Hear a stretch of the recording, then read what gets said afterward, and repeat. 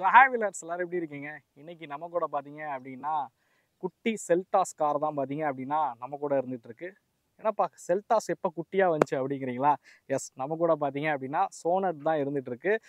கிட்டத்தட்ட இதோட டிசைன் பார்த்தீங்க அப்படின்னா செல்டாஸை போலவே மாறி இருக்கு அப்படின்னு தான் சொல்லணும். இந்த 2024ல் பார்த்தீங்க அப்படின்னா சோனட்டில் என்னெல்லாம் மாற்றங்கள் பண்ணியிருக்காங்க அப்படிங்கிறத இந்த வீடியோவில் டீட்டெயிலாக வந்து பார்ப்போம். ஸோ 3 விதமான இன்ஜின் ஆப்ஷன் கொடுக்குறாங்க, 4 விதமான டிரான்ஸ்மிஷன் ஆப்ஷன் கொடுக்குறாங்க இந்த காரை பொறுத்த வரைக்கும். ஒரு சப் காம்பேக்ட் காரில் பார்த்தீங்க அப்படின்னா இவ்வளோ ஃபீச்சர்ஸாக இருக்கட்டும், இவ்வளோ இன்ஜின் ஆப்ஷன்ஸாக இருக்கட்டும், டிரான்ஸ்மிஷன் ஆப்ஷன்ஸாக இருக்கட்டும், இதெல்லாம் இருக்கக்கூடிய கார் அப்படின்னா அது பார்த்தீங்க அப்படின்னா சோனட் தான்.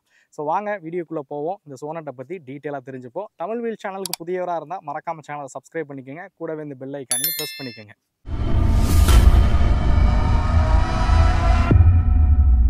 Special thanks to Sri Karpagamoorthy motors Kia showroom Thanjavur. இவங்களோட காண்டாக்ட் டீட்டெயில்ஸ் நான் டிஸ்கிரிப்ஷனில் கொடுத்துருக்கேன். டிஸ்பிளேலையும் ஷோ ஆகும். கியா வெஹிக்கிள்ஸ் டெஸ்ட் ட்ரைவ் பார்க்கணும் இல்லை வெஹிக்கிள் புக் பண்ணணும் அப்படின்னா டிஸ்பிளேல தெரியிற காண்டாக்ட் நம்பரை காண்டாக்ட் பண்ணுங்கள். ஓகே, வெஹிக்கிளோட ஃபஸ்ட்டு டிசைன் இந்த காரில் 2024ல் பண்ணியிருக்கக்கூடிய மாற்றங்களை பார்ப்போம். இந்த வீடியோ வந்து குயிக்கான ஒரு ரிவ்யூவாக தான் இருக்க போகுது.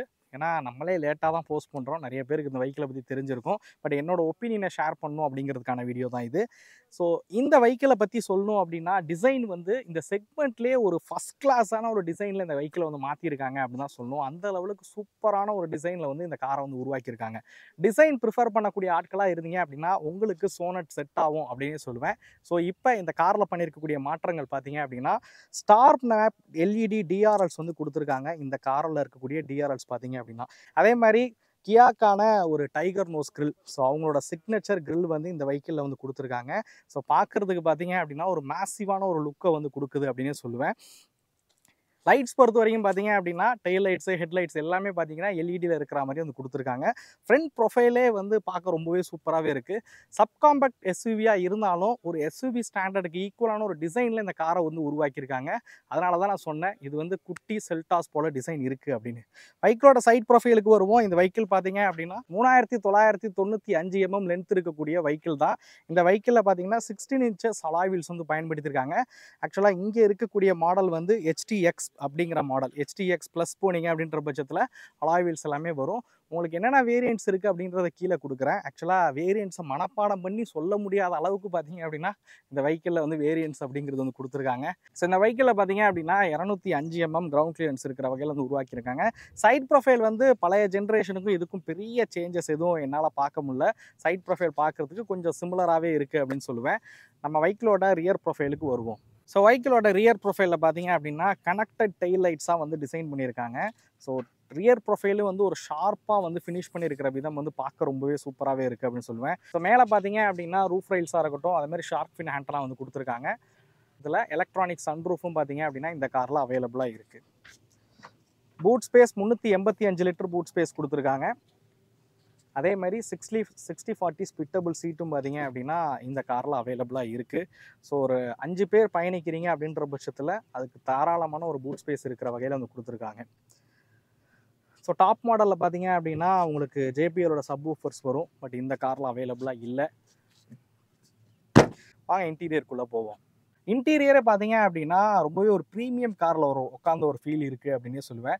இன்டீரியர் பொறுத்த வரைக்கும் வென்யூவோட கம்பேர் பண்ணும்போது இதோட இன்டீரியர் வந்து பார்க்க ரொம்ப சூப்பராக இருக்கிற வகையில் வந்து உருவாக்கியிருக்காங்க அப்படின்னு சொல்லுவேன். இன்டீரியரும் பார்த்தீங்க அப்படின்னா டிசைன் வைஸ் ரொம்ப சூப்பராக கொடுத்துருக்காங்க. டூயல் டோன் இன்டீரியர்ஸாக வந்து டிசைன் பண்ணியிருக்காங்க.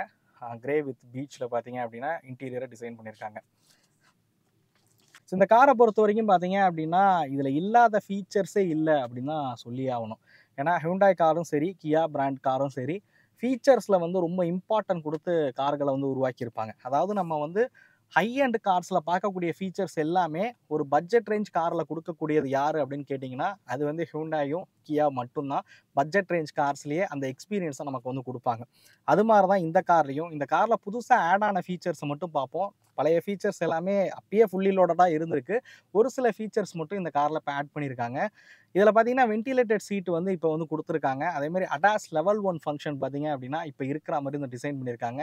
360 கேமரா இந்த காரில் அவைலபிளாக இருக்குது. ஸோ 360 கேமரா இருக்குது. அதே மாதிரி நீங்கள் இண்டிகேட்டர்லாம் போட்டிங்க அப்படின்ற பட்சத்தில் பிளைண்ட் ஸ்பாட் மானிட்டர் அப்படின்னு சொல்கிறாங்க. ஸோ இண்டிகேட்டர் போட்டிங்கன்னா உங்களுக்கு 360, அதாவது ரைட் சைடு இண்டிகேட்டர் போடுறீங்கன்ற பட்சத்தில் ரைட் சைடில் இருக்கக்கூடிய என்ன வெஹிக்கிள் வருது அப்படிங்கிறத கிளஸ்டரில் வந்து நீங்கள் டீட்டெயிலாக வந்து பார்த்துக்க முடியும். ஸோ இந்த மாடல் ஆக்சுவலாக HTXல பார்த்தீங்க அப்படின்னா உங்களுக்கு டிஜிட்டலில் இருக்கக்கூடிய கிளஸ்டர் வந்து கொடுக்குறாங்க. அந்த மாடலில் போனீங்க அப்படின்ற பட்சத்தில் டிஎஃப்டியில் இருக்கிற மாதிரி வந்து கிளஸ்டர் வந்து டிசைன் பண்ணியிருப்பாங்க. ஸோ ஃபீச்சர்ஸ்க்கு எந்த ஒரு குறையும் சொல்ல முடியாது. இந்த காரை பொறுத்த வரைக்கும் ஃபீச்சர்ஸில் எந்த ஒரு காம்ப்ரமைஸும் இல்லாமல் இந்த காரை வந்து உருவாக்கியிருக்காங்க. ஓகே, சீட்டிங் கம்ஃபர்ட் பார்த்துப்போம். முன்னாடி வந்து ஸோ லெக் ரூம் வந்து நல்லாவே இருக்குது. அதே மாதிரி ஹெட் ரூமும் பார்த்தீங்க அப்படின்னா நல்லாவே இருக்கிற வகையில் வந்து கொடுத்துருக்காங்க. சீட் வந்து ரொம்ப கம்ஃபர்டபுளாகவே இருக்குது அப்படின்னு சொல்லுவேன். உட்காரத்துக்கு வந்து பிடிக்க ரொம்பவே கம்ஃபர்டபுளாகவே இருக்குது. ஸோ மெயினாக சோனட்டில் வந்து நம்ம காம்ப்ரமைஸ் பண்ண வேண்டியதாக இருந்ததே வந்து ரியர் சீட் கம்ஃபர்ட் தான். ஸோ இப்போ இதில் கம்ஃபர்ட் இம்ப்ரூவ் ஆகிருக்கா அப்படிங்கிறத பார்ப்போம் வாங்க. ஸோ என்னோடய ஹைட்டுக்கு தகுந்த மாதிரி டிரைவர் சீட் வச்சுருக்கேன். ஸோ லெக் ரூம் வந்து பரவாயில்ல, ஓரளவுக்கு நல்லாவே இம்ப்ரூவ் பண்ணிட்டாங்க அப்படின்னு சொல்லுவேன். நல்லா கம்ஃபர்டபுளாக வந்து கொடுத்துருக்காங்க. ஸோ இப்படி வைக்கிறீங்கன்ற பட்சத்தில் தை சப்போர்ட் கொஞ்சம் கம்மியாக இருக்குது. பட் யூஸ்வலாக இப்படி தான் உட்காருவோம். ஸோ தை சப்போர்ட் வந்து ஓகே அப்படின்னு சொல்லுவேன். பட் சீட் வந்து ரொம்ப லென்த்தியான சீட்டாக இல்லை. ஸோ சீட் வந்து கொஞ்சம் கம்மி பண்ண ஒரு ஃபீல் இருக்குது அப்படின்னே சொல்லுவேன். ஸோ ஆம்ரெஸ்டர் வந்து கொடுத்துருக்காங்க. அதே மாதிரி கப் ஹோல்டர்ஸும் பார்த்தீங்க அப்படின்னா இருக்கிற மாதிரி வந்து டிசைன் பண்ணியிருக்காங்க. ஸோ ரியரில் ஏசி வென்ட்ஸாக இருக்கட்டும், அது மாதிரி டைப் சி சார்ஜர் போர்ட்டாக இருக்கட்டும், எல்லாமே இருக்கிற மாதிரி வந்து கொடுத்துருக்காங்க. மொபைல் ஃபோன் வைக்கிறதுக்கு ஒரு ஹோல்டருமே இருக்குது. சன்ஷேடும் பார்த்தீங்க அப்படின்னா ரியரில் வந்து கொடுக்குறாங்க. சாவோட இப்போ ஜென்ரேஷனில் வந்து கொடுத்துருக்காங்க. பட் இதில் வந்து சோனட்லேயே பார்த்தீங்க அப்படின்னா இந்த ஃபீச்சர்ஸ் எல்லாமே கொண்டு வந்துட்டாங்க. பிளாஸ்டிக்கோட குவாலிட்டி எல்லாமே பார்த்தீங்கன்னா ரொம்பவே நல்லாவே இருக்குது. ஸோ முன்னாடி ஜென்ரேஷனோட கம்பேர் பண்ணும்போது சீட்டுமே வந்து ரொம்ப கம்ஃபர்டபுளாகவே மாறி இருக்குது அப்படின்னு சொல்லுவேன். ஸோ கம்ஃபர்ட் ரிலேட்டடாக பார்க்கும்போதும் இந்த காரில் அப்கிரேட் அப்படிங்கிறது பண்ணியிருக்காங்க. பைக்கில் ஓட்டி பார்ப்போம், இந்த பைக்கோட பர்ஃபார்மன்ஸ் எப்படி இருக்குது அப்படிங்கிறத தெரிஞ்சுப்போம்.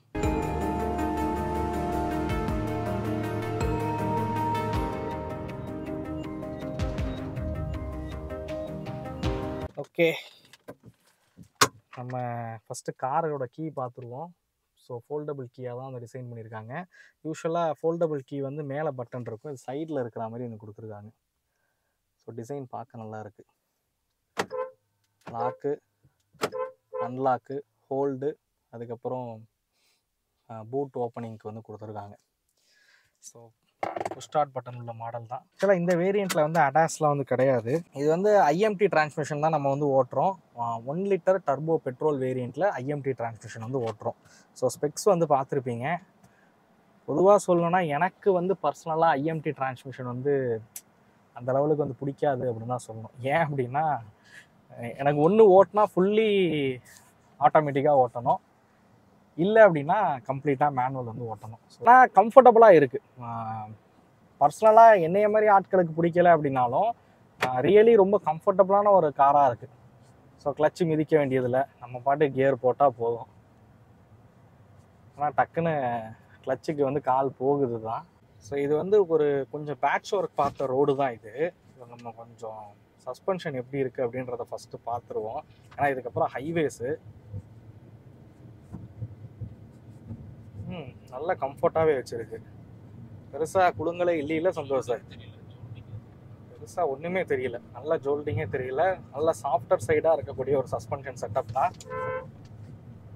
நம்ம நியூவில் பார்த்தது தான் சிமிலராகவே. என்ன சாஃப்டராக இருக்குது அப்படின்னும் போது ரைட் அண்ட் ஹேண்ட்லிங்கில் கொஞ்சம் காம்ப்ரமைஸ் பண்ணுற மாதிரி இருக்கும். நம்ம அப்படியே ஹைவேஸ் போயிட்டு ஹை ஸ்பீடு பர்ஃபார்மன்ஸை பார்த்துடலாம். ஸ்டேரிங் வந்து லைட்டரான ஸ்டேரிங்காக தான் இருக்குது. எலக்ட்ரானிக் பவர் ஸ்டேரிங் வந்து கொடுத்துருக்காங்க. ஸோ ஹைவேஸ் வந்து ரீச் ஆயாச்சு. ஸோ ஃபஸ்ட்டு விசிபிலிட்டி பார்த்துடலாம். ஒரு எஸ்யூவியில் உட்காந்து ஓட்டக்கூடிய ஒரு ரைடிங் போஸ்டர் தான். நல்ல ஒரு கமாண்டிங்கான ஒரு ரைடிங் போஸ்டரில் தான் வந்து இந்த வெஹிக்கிளை வந்து உருவாக்கியிருக்காங்க. பில்லர் பெருசாக பிளைண்ட் ஸ்பாட் எதுவுமே க்ரியேட் பண்ணல அப்படின்னே சொல்லுவேன். கம்ஃபர்ட் விஷயத்தில் ரொம்பவே நல்லாவே இருக்குது. ஸோ இந்த 1 லிட்டர் இன்ஜின் பர்ஃபார்மன்ஸ் பற்றி நான் சொல்லி புரியணுன்ற அவசியம் கிடையாது. நம்ம வந்து ஃபஸ்ட்டு இருந்த வெர்னாலேயே இந்த 1 லிட்டர் நம்ம வந்து பார்த்துருக்கோம், வென்யூவில் வந்து பார்த்துருக்கோம், அது மாதிரி i10ல் வந்து பார்த்துருக்கோம். ஸோ சோனட்லேயும் நம்ம வந்து பார்க்குறோம். ஸோ ஸோ இந்த பர்ஃபார்மன்ஸ் ரிலேட்டடாக ஒரு கார் வாங்கணும் அப்படின்னா இந்த 1 லிட்டர் வந்து ஒரு பெட்டர் ஆப்ஷன்னே சொல்லுவேன். ஒரு நல்ல பர்ஃபார்மன்ஸ் இருக்கக்கூடிய ஒரு 1 லிட்டர் இன்ஜின் தான். So maximum sonnet and venue வாங்குறவங்க பார்த்தீங்க அப்படின்னா 1.2 litre naturally aspirated petrol engine தான் வாங்குறீங்க. ஸோ அந்த இன்ஜின் பார்த்தீங்க அப்படின்னா பர்ஃபார்மன்ஸ் வந்து கொஞ்சம் கம்மியாக இருக்கிற ஃபீல் இருக்கும். பட் நல்ல ரிஃபைண்டான ஒரு இன்ஜின் அப்படின்னே சொல்லுவேன் அந்த இன்ஜினை பொறுத்த வரைக்கும். ஸோ பர்ஃபார்மன்ஸ் உங்களுக்கு வேணும் அப்படின்னா கண்டிப்பாக நீங்கள் இது இல்லைனா டீசல் இன்ஜின் கூட போகலாம் அப்படின்னே சொல்லுவேன். ஒரு நல்ல டீப்பான ஒரு கார்னர் வருது. 120ல பண்ணி பார்ப்போம். ஸ்டீரிங் நல்லா டைட்டாகவே ஆயிடுச்சுன்னு சொல்லுவேன்.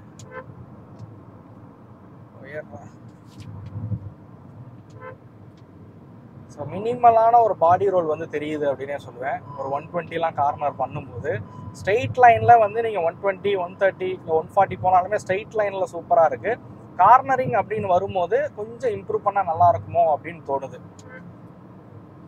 பட் 100ல எந்த பிரச்சனையும் இல்லை. 100ல நார்மலாக க்ரூஸ் பண்ணி நீங்கள் கார்னர் எடுக்கிறீங்கன்னும் போது பிரச்சனை இல்லை. அது 120க்கு மேலே போகும்போது தான் அந்த மாதிரி இருக்குது. நான் ஏன்டா 120, 130லாம் போக போகிறேன்னு நீங்கள் கேட்கலாம்.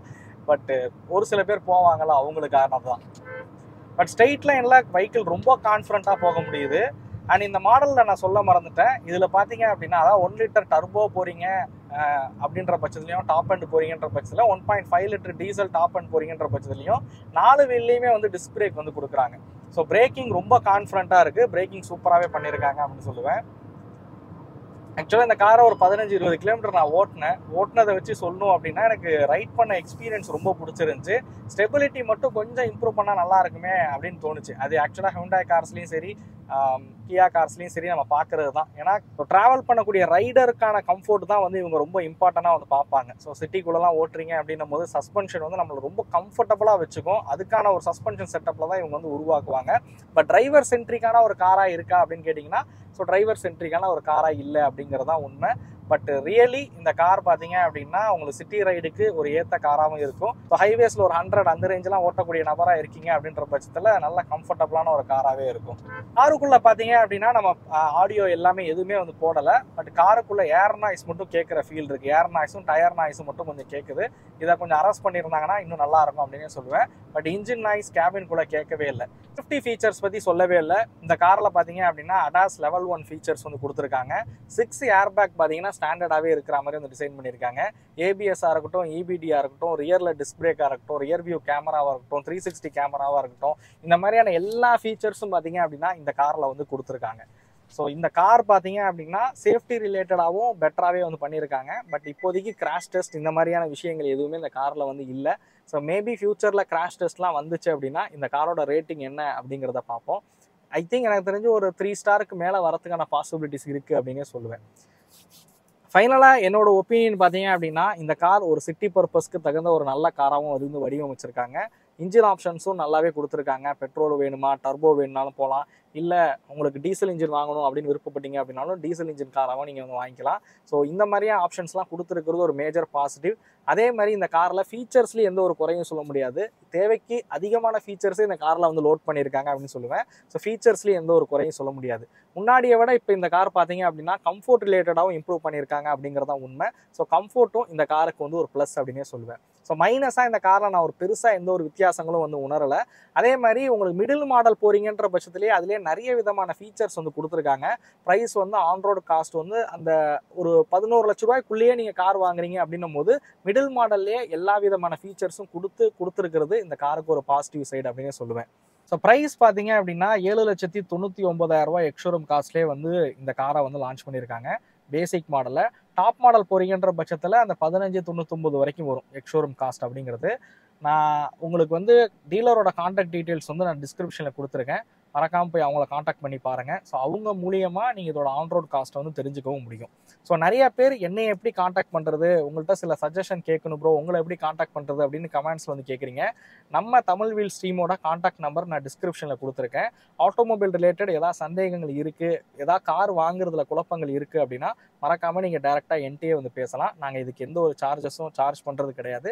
ஸோ உங்களுக்கு ஏதாவது சந்தேகங்கள் இருந்தாலும் நீங்கள் எங்கள் டீமையை வந்து காண்டாக்ட் பண்ணுங்கள். ஸோ நம்ம சேனலில் அதிகமான கம்பேரிஷன்ஸ் நம்ம பண்ணிகிட்டே இருப்போம். நீங்கள் இந்த காரோட எந்த காரை கம்பேர் பண்ணி நீங்கள் பார்க்கணுன்னு விருப்பப்படுறீங்க அப்படிங்கிறதையும் மறக்காமல் கமெண்ட் பண்ணுங்கள். ஸோ அதிகமாக நீங்கள் விருப்பப்பட்டு கேட்கக்கூடிய கம்பேரிஷனை நம்ம அடுத்தடுத்த வீடியோக்களில் பார்ப்போம். இந்த வீடியோ உங்களுக்கு பிடிச்சிருக்கும் அப்படிங்கிறத நம்புறேன். இந்த வீடியோ பற்றின கருத்துக்களை மறக்காமல் கமெண்ட் பண்ணுங்கள். அடுத்த வீடியோவில் சந்திக்கும் வரை தமிழ் வீல்ஸ் மணிகண்டன். நன்றி, வணக்கம்.